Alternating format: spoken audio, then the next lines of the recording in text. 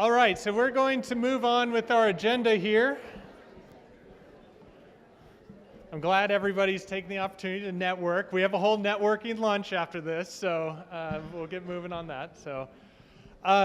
All right, so this is, every time we do a conference, afterwards I always hear everybody say, my favorite part was the local coalition updates, because you get to hear from your peers what they've been up to this last year and what they're planning to do this next year. I think it's a great opportunity for us to share and learn from each other. So I've reached out to several communities, asking them to just talk for real briefly, like 4 or 5 minutes about their biggest wins of the last year, what they're working on now, some challenges that they are trying to overcome.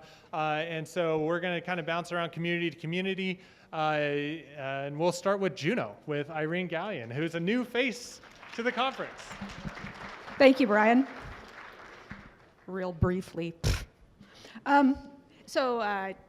I was going to go over some of the successes that Juneau has experienced, what we're looking forward to next year, and kind of an idea of what brings us together as a coalition.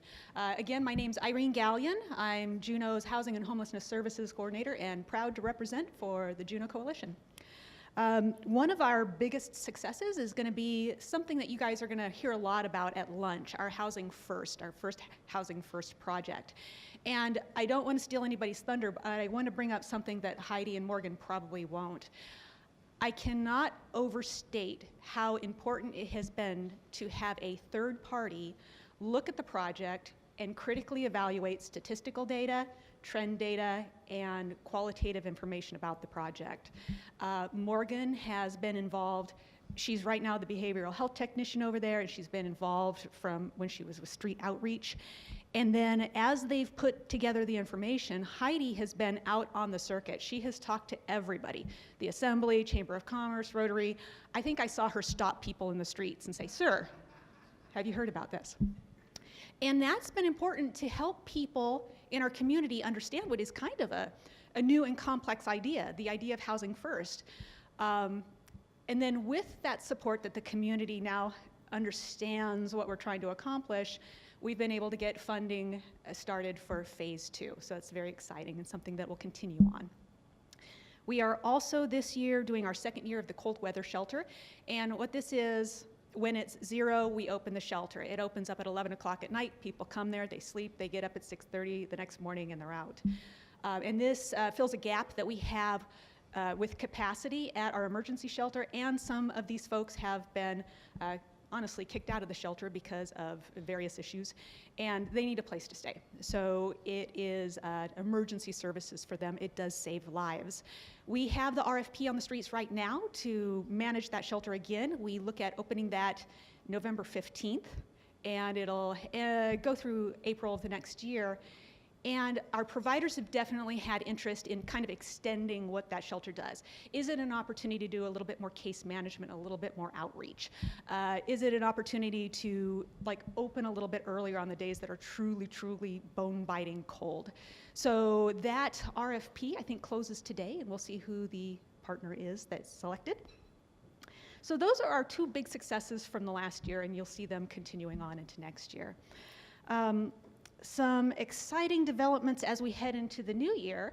We are partnering with St. Vincent de Paul on the Community Development Block Grant, and they're going to be opening the Dan Austin Center.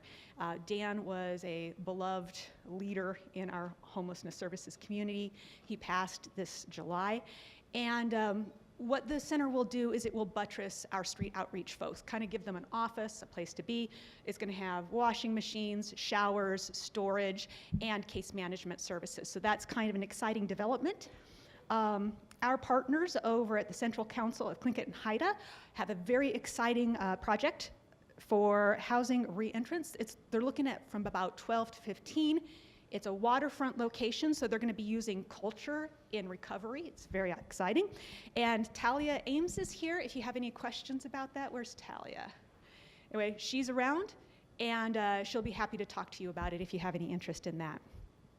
And then to kind of highlight We've got a couple of providers who are interested in looking at a rapid rehousing program, and we're not super interested in reinventing the wheel, so we've leaned heavily on what our neighbors up in Fairbanks have done. So it's kind of an example of how this statewide coalition can work together to leverage change. One of the things Brian asked us to talk about was how we develop unity in our coalitions. And Juneau is in a pretty cool position because our coalition's been around for about 30 years. It was actually started by Dan Austin and a party of other people. But one of the things we're doing now involves funding. So the City and Borough of Juneau has a memorandum of understanding with the Juneau Community Foundation, who manages our social services funds. And so what they do is they go to the coalition, they say, coalition, come together, tell us what you guys as a group need. So it's a great opportunity for our coalition members to kind of get together. What are our strengths? Where do we have gaps? How do we fill those gaps? And for those who don't get funding, how do we buttress you so that you can continue until we can get you some support? So that has turned out to be one of the most effective ways we have of understanding each other's strengths and weaknesses, and looking at homelessness as a spectrum and filling in the gaps. And with that, I will pass it on to whoever the next one is. Thank you so much for being here today. Okay, we're going to go call Jasmine back up. And then after Jasmine, we'll go to Rhonda and Noam. Thanks, dude.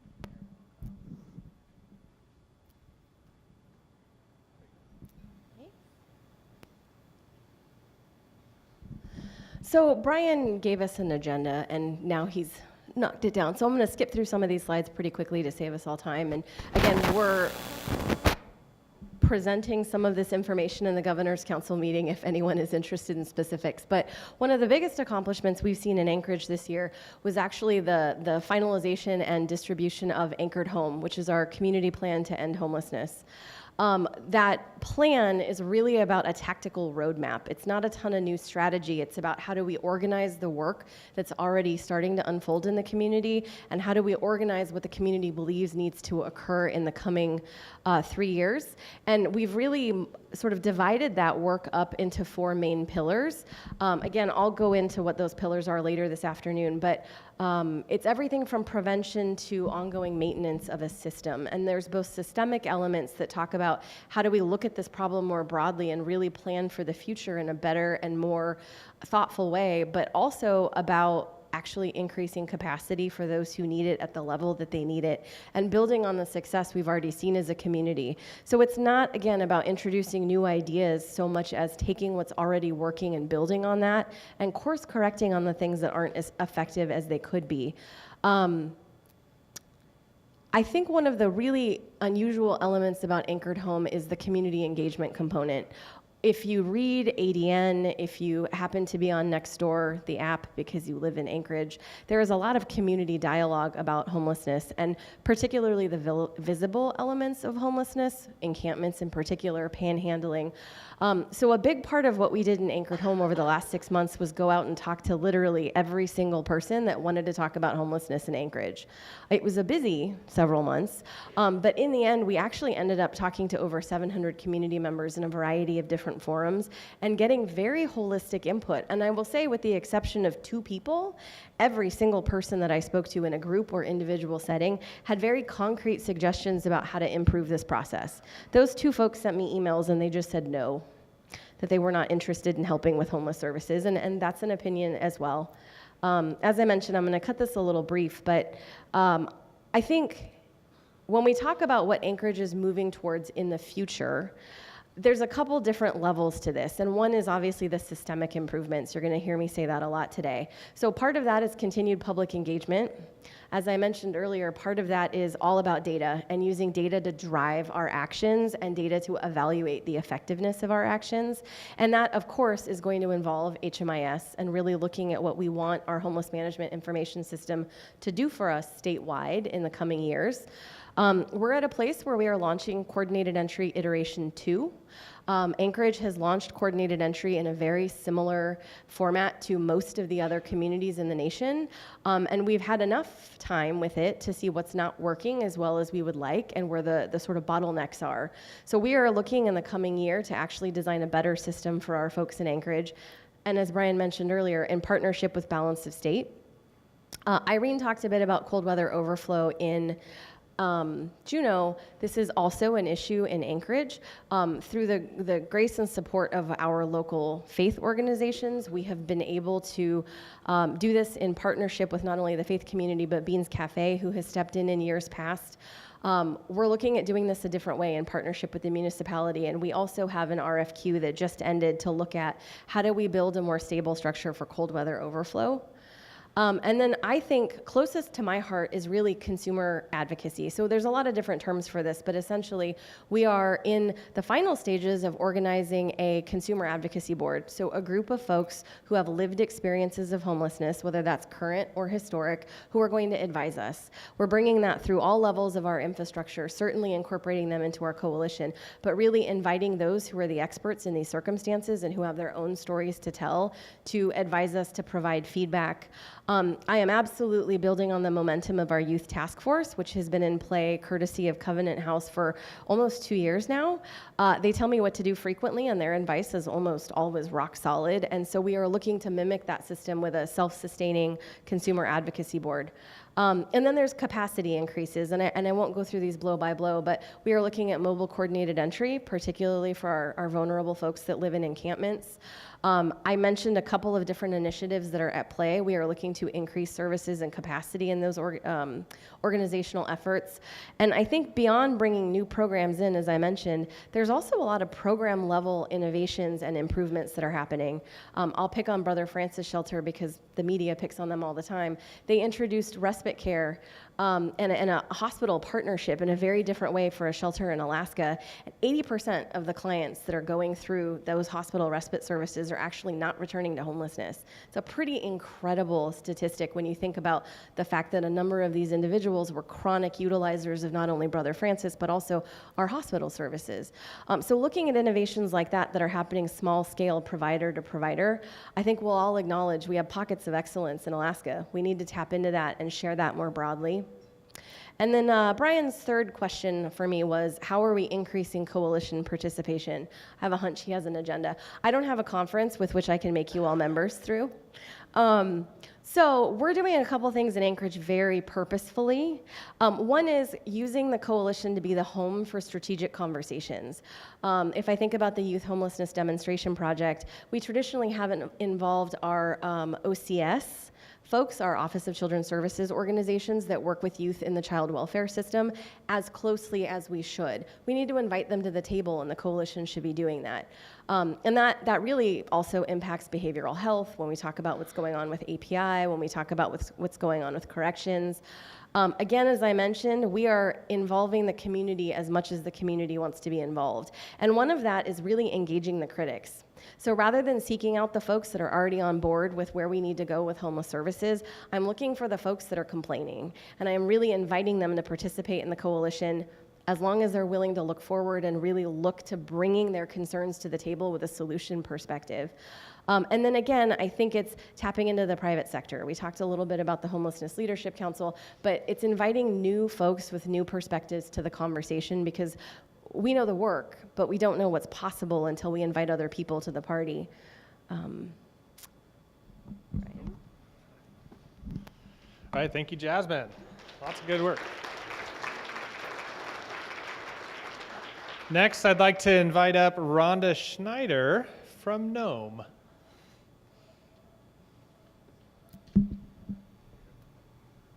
Thank you. Greetings from Nome. Congratulations, Anchorage has more ice and snow than we do. A little scary driving from the airport to where I stayed last night. So I just want to say that some things are different in rural communities, particularly on the western edge of the state. We talk about smaller numbers overall, and so for Anchorage to think about housing 40 people in a year is probably not a huge number. It's a huge number for us because of housing stock. and the number of units of housing stock we need to produce to just have a reasonable number of people living in a dwelling. And so some of those numbers, I was doing some math while I was listening to the earlier presentations. At the rate of chronic homelessness that we have in Nome, in our community of 3,500 people, where Anchorage has 1,300 homeless, it would be 3 times that, almost 3,000 people to have to house and to think about programming. So it becomes a really, really big problem. However, we've had some major accomplishments. And so one of the biggest things is that our agency, I'm the executive director of Nome Community Center, and we're a small nonprofit that manages 7 programs, social service programs, food bank, children's home, senior center, programs like that. We took over the winter shelter operations and the permanent supportive housing and homeless prevention programs under our umbrella, operating as a separate 501c3 small nonprofit. There was little margin. So by being part of a large organization in a small community, there's a benefit because our clients are the same in some of those programs, and we can share services, have our own little mini coordinated entry in our community by engaging folks in our different programs without having to seek them out or work with other agencies and organizations on some of the administrative red tape sometimes that's involved in working with individual groups. So that was a big thing for us. Our motto is, since taking over the shelter operations and the housing programs associated with it, is that we're going to house one person at a time. And it might be one a month, it might be one a year.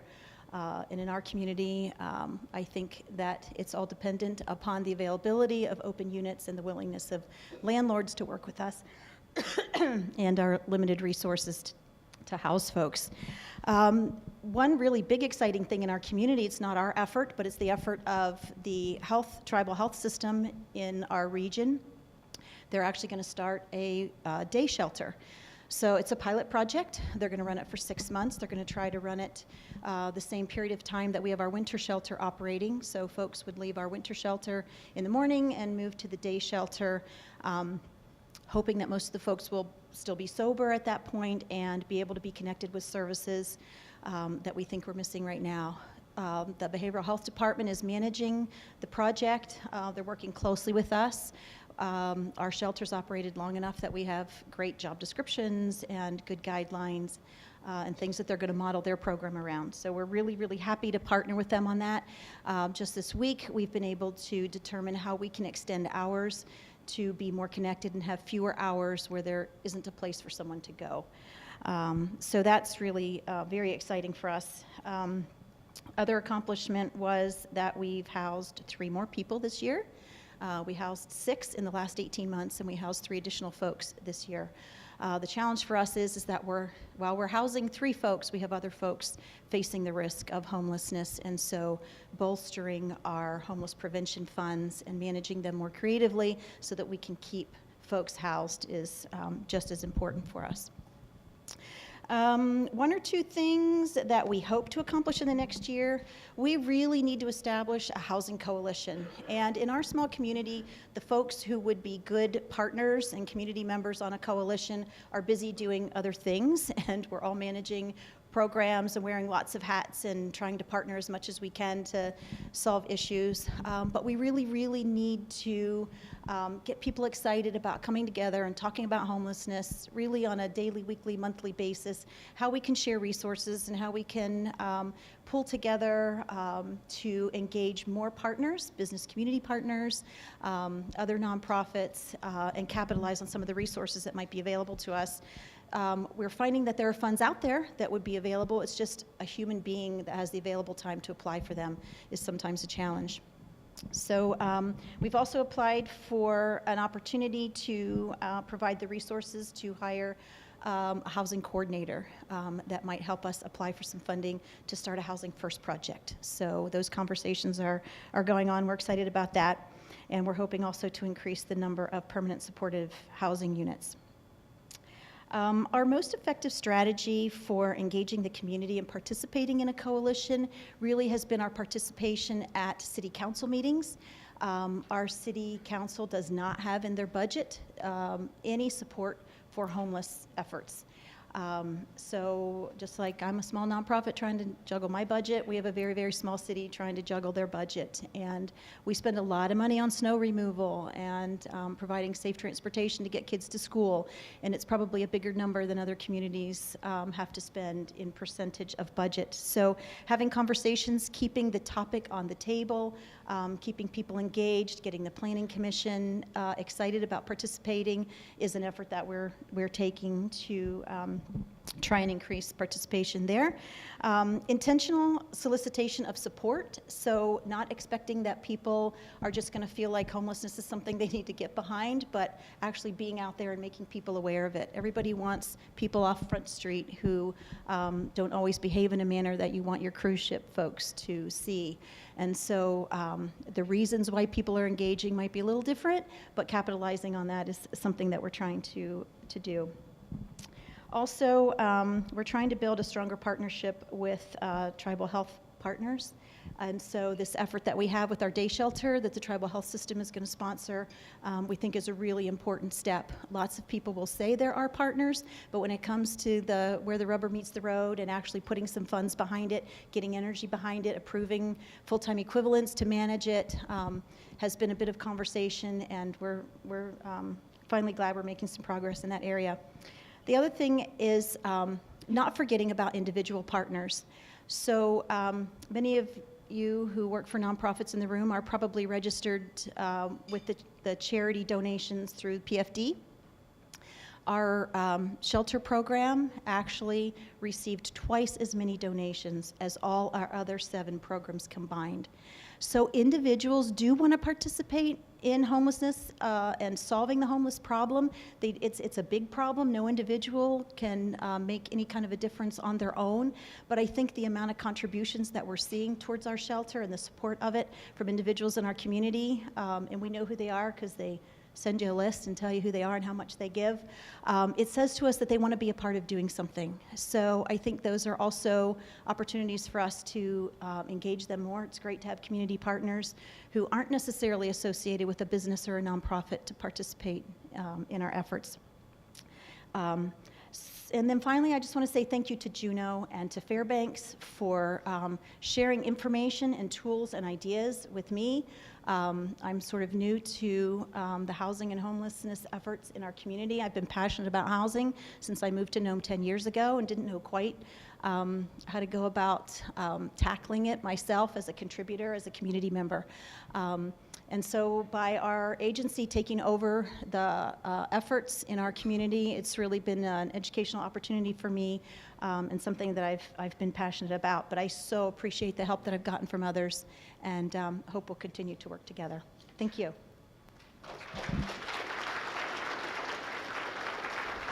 Thank you, Rhonda. I'm sure you all noticed, you're probably like, where's Sue? Right? Where's Sue Steinacker? She usually gives the report. I do want to just recognize Sue Steinacker has taken a well-deserved retirement, but she has been an asset to the Nome community and a large reason why there's so much attention on that region from the federal partners. So congratulations, Sue. Okay, I guess the next one's the one we're always most nervous about. Dave Rose from the Mat-Su Valley, who made a video for you guys this year. I haven't seen it, so. So how much time is left? He says 1 minute. I have a reputation, evidently, that when I get a microphone in my hand, I don't like to put it down. So, my name is Dave Rose. I'm the coordinator with the Mat-Su Coalition on Housing and Homelessness, and I have the distinct privilege of working with a group of people out in Mat-Su that define cooperation, collaboration, and partnerships.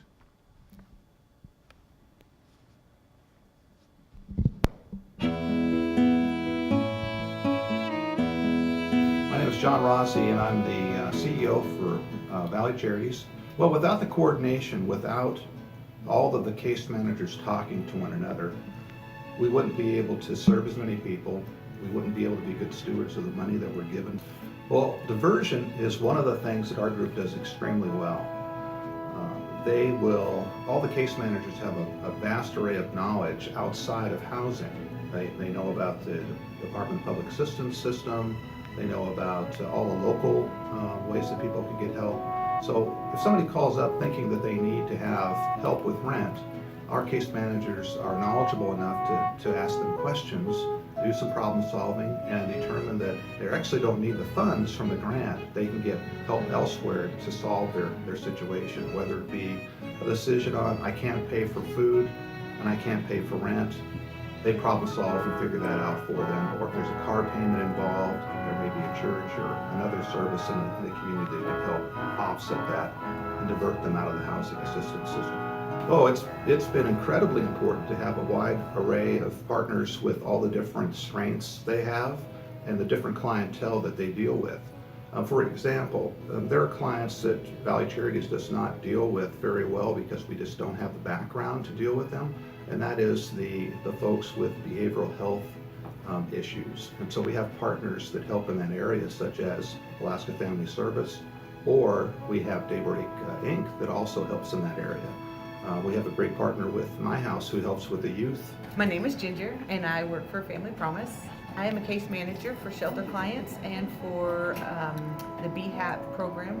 The BHAP program is set up to help individuals prevent them from becoming homeless by either paying utility bill or rent, or help them get into a house so we can pay the first month's rent. Sometimes there's a loss of job.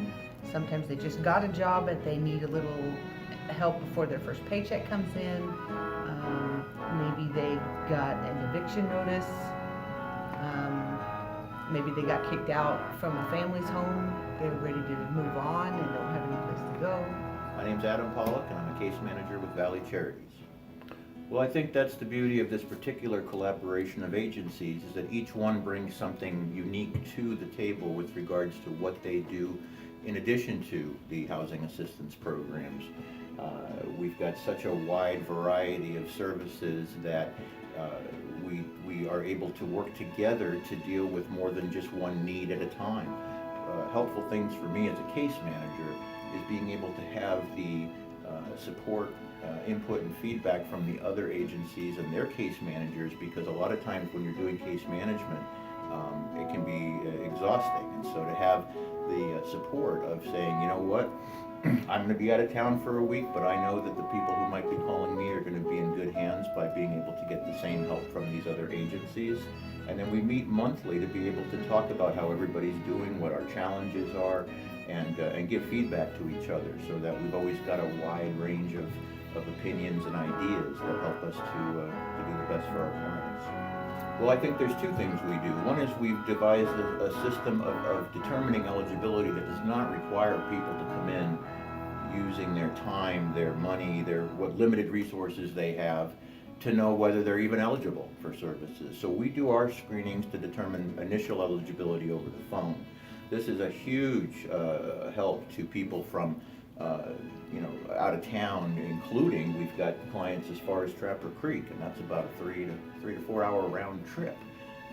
So by being able to give them the information over the phone, determine their eligibility, and then be able to meet with them in Talkeetna, which is the second part of this process. Is I go to Talkeetna twice a month, I go to Willow twice a month. In Talkeetna, we partner with the Sunshine Clinic. In Willow, we partner with both the Sunshine Clinic and the Willow United Methodist Church. And this is, again, what we're doing to try to minimize the cost and the stress involved with somebody who's already experiencing a hardship. Our motto is we never put the needs of the agency before the needs of the client. Carrie Gaston, Executive Director of Blood and Fire Ministry. ESG is the Emergency Solutions Grant. It allows you to help people with more to get them into stable housing.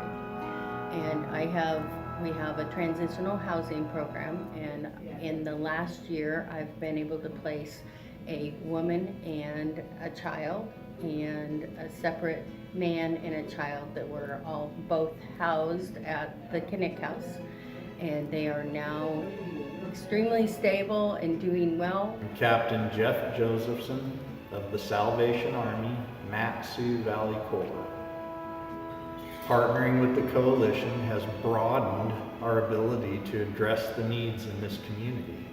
We are able to do larger assists because of our partnerships. We're able to refer people in time of need that we can't meet. And together as a group, we're able to address things that we've never been able to address before. It transforms the community, it stabilizes it, it enriches it, and it creates a community that's healthier and better able to face problems on their own. Okay, Janice Weiss, and I'm the Reentry Coordinator for the Mat-Su Reentry Coalition.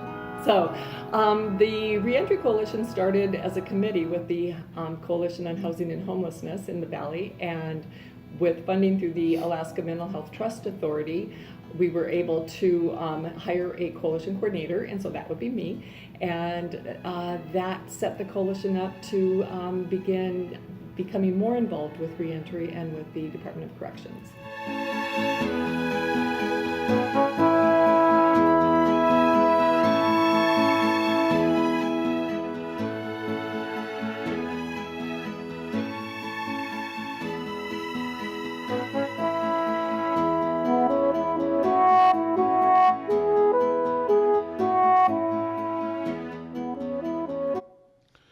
You'll be singing that song all week now. I have no idea what it is, but I just want to give a shout out to Colony High School. I was challenged to do a video presentation so you wouldn't have to listen to me so much, I suspect. I rose to the challenge and immediately started to put it off. I had plenty of time, and of course I wasted all that time. So with 3 weeks left before this conference, I went over to my old friend at Colony High School, Brian Mead, and he introduced me to a student who knew this editing program left and right. So a shout out to him for helping out and for the high school for helping out. They put it all together for me, with me. So, you know, I could talk for another 10 minutes, but I'm not going to. But I do want to mention that every one of those folks is backed up by another 5 or 6 folks. And they're the ones that were fortunate enough to just make the video and not have to come up here and talk. In the Mat-Su, I'm so proud to say it is a collaborative effort. We do have partnerships. We do cooperate together, and that's how we reach out and help everybody that we do. And I don't know if you caught it or not, but we've got to come up with a different word for diversion, because for me as a football player, diversion is where you block the people and get them out of your way, okay? You divert it, you know, the flood's coming, so you want to move it the other way. It's kind of got a negative tone. So your job, come up to me this conference and give me a positive word for diversion. But basically, to me, it's helping people. And I don't know if you caught it or not, but that's one thing we do better than we've done in the past. When we get a phone call, we do the triage, and then we say, oh, you don't qualify, talk to somebody else, bye. No, we don't do that. We say, but have you talked to? It sounds like you really need a job. Have you been to Job Center? And by the way, mention our name and talk to the head person there. Oh, it sounds like you just really need food right now. If we got you some food, would you be okay for a couple of weeks? Oh, well then go talk to our partners at the food bank. Well, it sounds like you need somebody to talk to. Well, have you been up to the Presbyterian Church in Wasilla? Have you been to Daybreak? They've got people that you could just sit down and talk with. So we find a way to help people. They don't all need housing, but they all do need a listening ear and a little encouragement to get over the hurdle that's in front of them right there. And through the state coalition and through the funding of all our groups, we are able to help with housing also. And we're very thankful for that. So you'll hear more about that later. Thank you.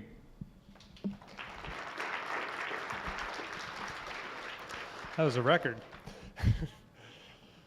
All right, let's go to Leslie from the Kenai Peninsula. There she is.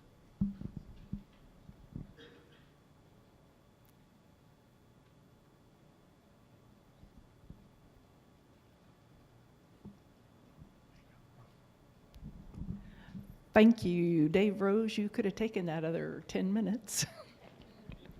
So on the Kenai Peninsula, I am thrilled to say that we do collaborate and we do cooperate with different agencies. And I have a big shout out to Sherry from Lee Shore for all of her help in getting our coordinated entry program almost to the kickoff stage. We have our draft protocols, policies and procedures ready to go. And when we looked at all of those things, we realized we really have been doing this in an informal manner for a long time. Partners with the Reentry Coalition, the domestic violence, sexual assault programs through Lee Shore and South Haven, or South Peninsula Haven House. Yes. So we have been collaborating with our local partners as well in independent living and the community health services, mental health services, the mental health providers through KNITSE as well as their programs. So we have got many people coming to the table, and I think communication is key in all of the areas.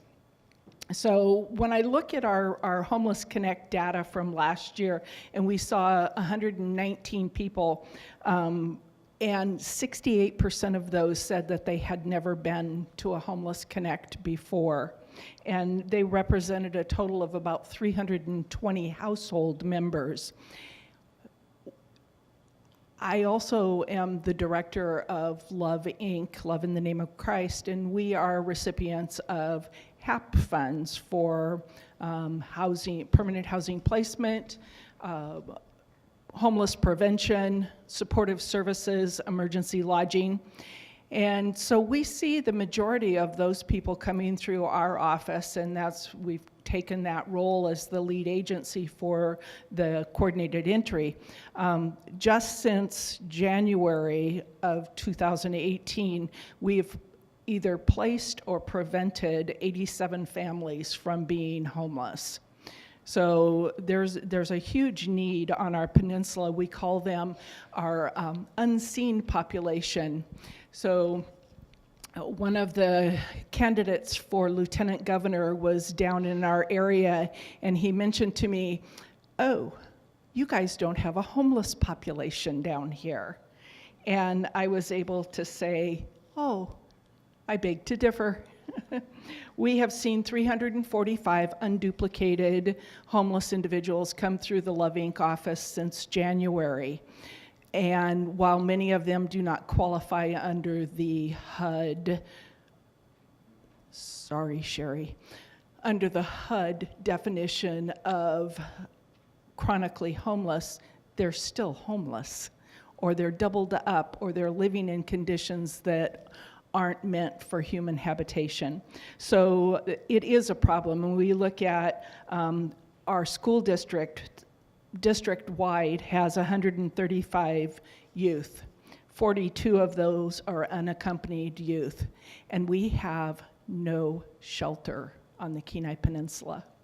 The only people who receive shelter are victims of domestic violence, sexual assault. We have a limited number of beds for single men who they have to be able to go out and look for work, and they cannot have a disability. So that is a very limited number of beds, and I believe they only have 10 beds operating right now. So we have reached out to our faith-based community, and with the continuum of care and the faith-based community coming together, we have formed a shelter development group. We identified the areas that we need to serve, and families with children and youth are the two things that were at the top of the list. We've reached out to our church partners, and yesterday I got my 5th church to sign on to provide cold weather shelter, which will be short-term, in at night, out in the morning. Love Inc. provides day services at our facility. Our shower is being completed as we speak, and we have laundry facility there so that people can come in, get cleaned up, and wash some clothes. We also are partnering with the food bank, and we are soon going to have evening meal service available at least 5 nights a week and possibly 7 nights a week in our community, with cooperation between the food bank and our faith-based partners. So I just want to say that the Kenai Peninsula believes that no one deserves to lose hope, and our communication and collaboration is what we're going to use to give people hope and to replace fear with hope and make a dent in homelessness.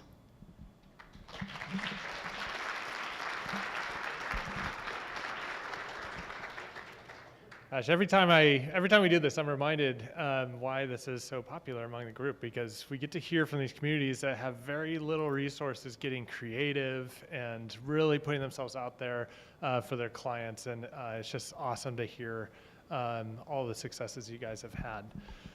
Let's bring on Mike Sanders from Fairbanks next. I did want to mention too, you're probably hearing things like, oh wow, that's such a great idea, I wonder how they did that.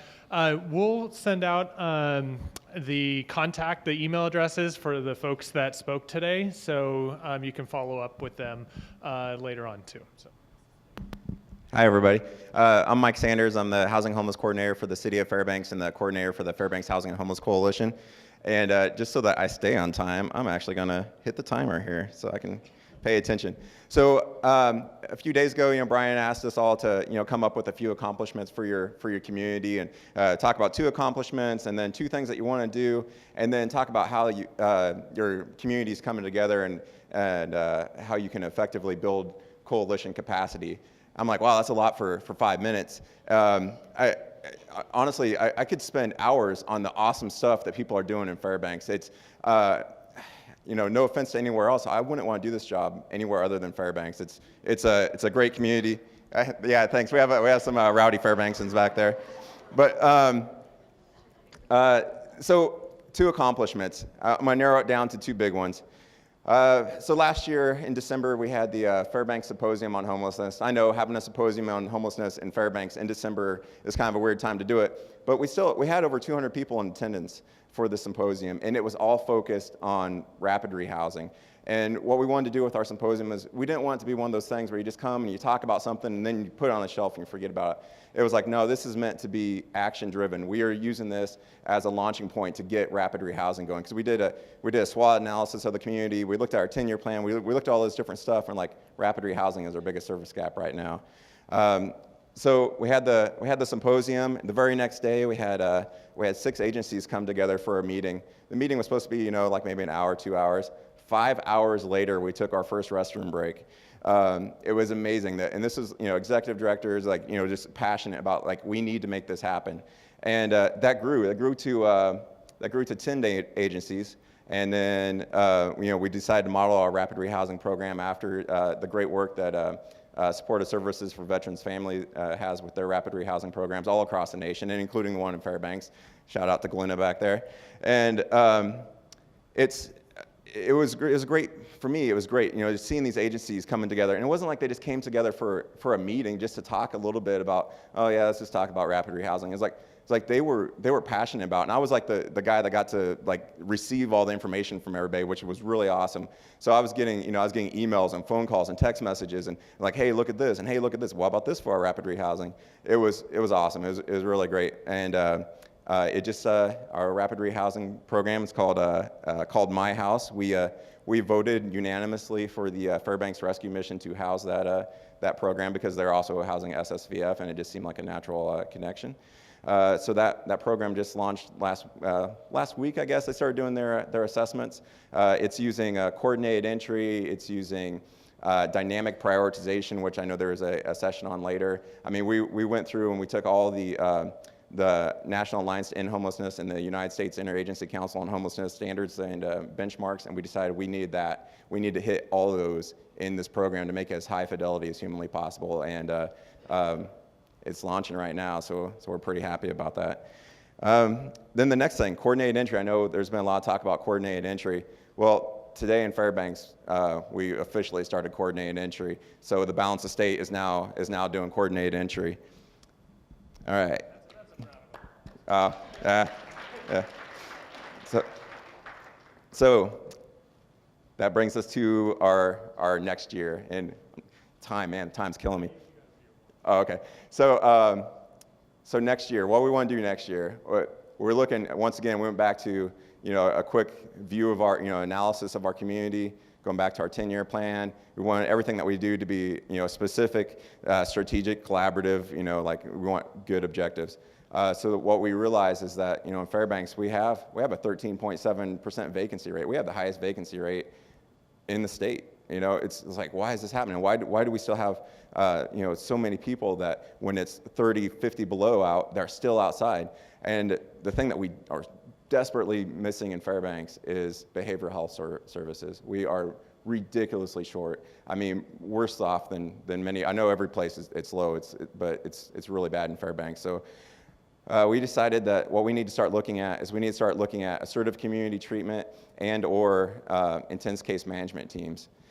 We need some way of delivering those services to folks that are out in the camps. We're already doing our outreach to the camps every week. We're doing, we're going out. We're trying to get people to come in for services, but that's just not cutting it. We had 48. It was 30 something below when we did our point in time count, and we still had 48 people that refused to come into services. I mean, that's saying something. We need something that's more engaged, that can devote more time to getting those folks into services. So we went back to what worked for us last year. The symposium worked. It got people together, got people talking. So we're doing another symposium in February this time, and it's on assertive community treatment and intense case management. And our goal for next year is to have one or two or both of those programs going in Fairbanks. And I think it's possible. I mean, I know it's possible. We're going to make it happen. And then our other objective is somehow, I don't even really know how this happened, but Fairbanks was nominated to be like a test bed for rural housing technical assistance from the folks at Technical Assistance Collaborative, ICF, and Collaborative Solutions. Don't know how it happened, but it's a blessing. They've already started. They're doing teleconferences and webinars with us right now, going over national best practices and that sort of thing. And their goal is in the next year for us to expand our services beyond our little bubble in Fairbanks, but to the surrounding communities, which is great. It goes along great with coordinated entry. For coordinated entry, we have interior Alaska, so it's the size of the state of Texas. So we're going to need some help getting to all the folks out there. So we're really happy about ICF, and hopefully we can meet some of the goals that they have. ICS and TAC. Hopefully we can meet some of those goals. And finally, the effectiveness of strategies for increasing our participation in the coalition. That goes down to a couple of things. One is you got to destroy any silos. You just destroy them. I mean, it's not worth it. There's no reason for any of us to be competing over clients. There's no reason for any of us to be like, oh, well, they don't do it the way I do it, so they're a horrible agency. There's no reason for that. Don't do that. Don't fall into that trap. And I am happy to say that in Fairbanks, I don't see that. I really don't see that. It's very rare that I see that anymore. At our last coalition meeting, which was just a week ago today, we had 58 people in that room representing 30 agencies. And Fairbanks isn't the size of Anchorage, and to have 58 people in a room talking about what they can do, and it was a great conversation, great questions, great, like, hey, I'll do this, type thing. It was really well done. And that's every month. It's like that because our agencies are coming together, and it's because they're destroying those silos. our case managers are working together rather than, you know, like getting a client and being like, oh, don't go there, they're, you know, they're horrible. They're referring people, they're encouraging people to do it. So, so we're really happy about that. The other thing, if you have the ability, recruit some sort of neutral party to house your coalition. With us, we do it in the city hall, and as soon as we moved into city hall, there was it's a completely neutral, without a doubt neutral. There was a change in the meetings, and the only thing that changed was the venue. So if you can, get some sort of neutral place to house your meetings.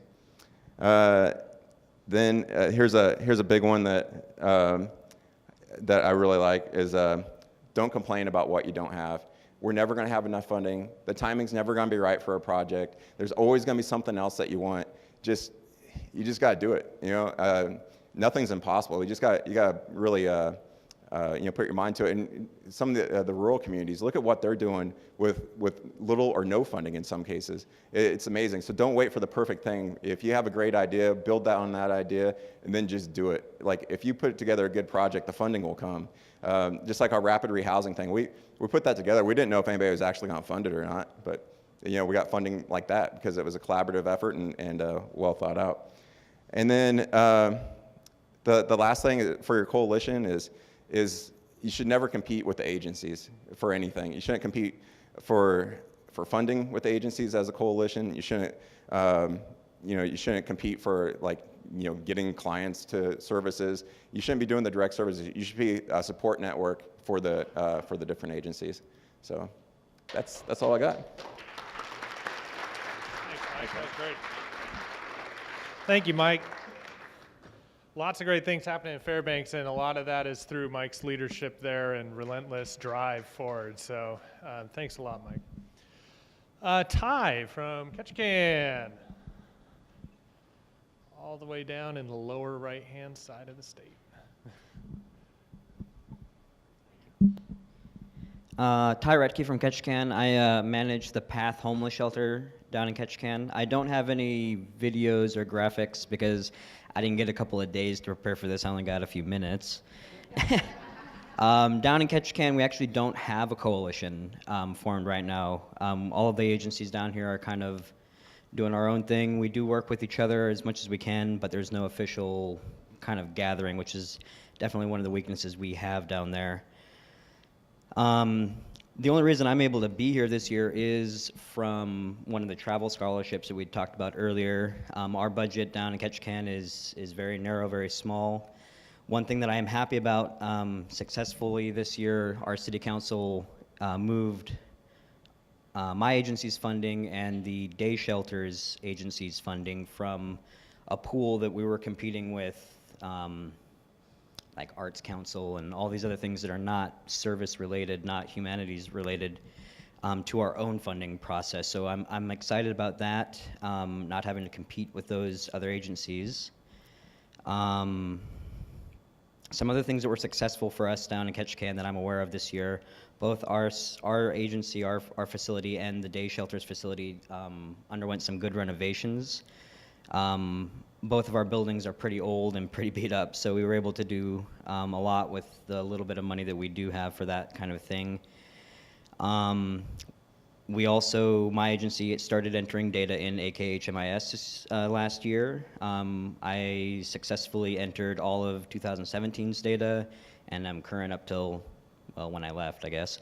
And that's been really useful to us as well as the state, getting all the details of Ketchikan's information, which has historically not been as reported as maybe is needed.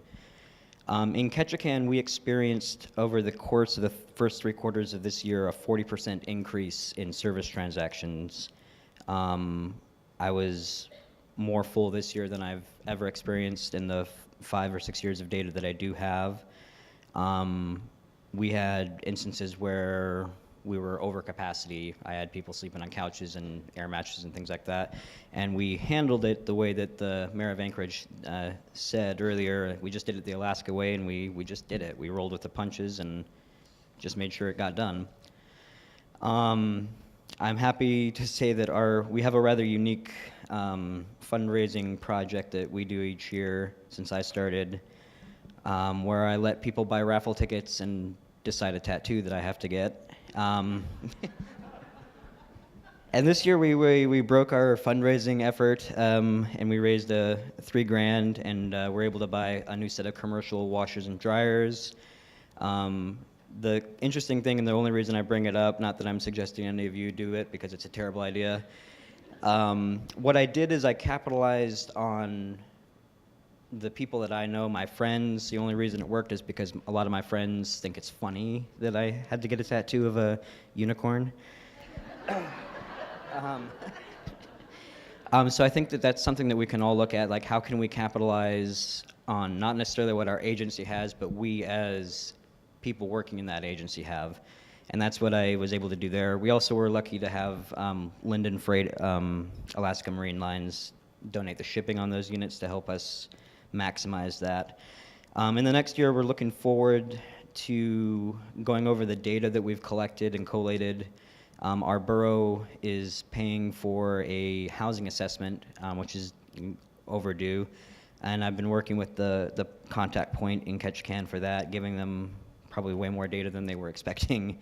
And that's something that we can use to communicate with, especially a lot of our newly elected officials in this last election in Ketchikan are very interested in housing and homelessness and evaluating all of that, and hopefully that will help move towards a more serious effort of a coalition, something that's supported by the governments of the city and borough of Ketchikan. We've also been asked, I personally have been asked to develop a work program for our clients, and so I'm kind of excited to get the nuts and bolts of that put together, and hopefully next year when I'm here, I will have a success story about that. Thanks, Ty. Wow. Thanks, Ty. You know, I'm always on calls with our federal partners, and they're like, what's it like to run an agency in the balance of state? And now I have a new story. So thank you. That's something to tweet out later. Okay, so I didn't hear back from several communities. Is there anyone from Bethel, Barrow, Sitka, Kodiak, Kotzebue that'd like to come up and talk about successes, challenges, anywhere? Any other communities out there? Savunga? You guys are shy. Okay.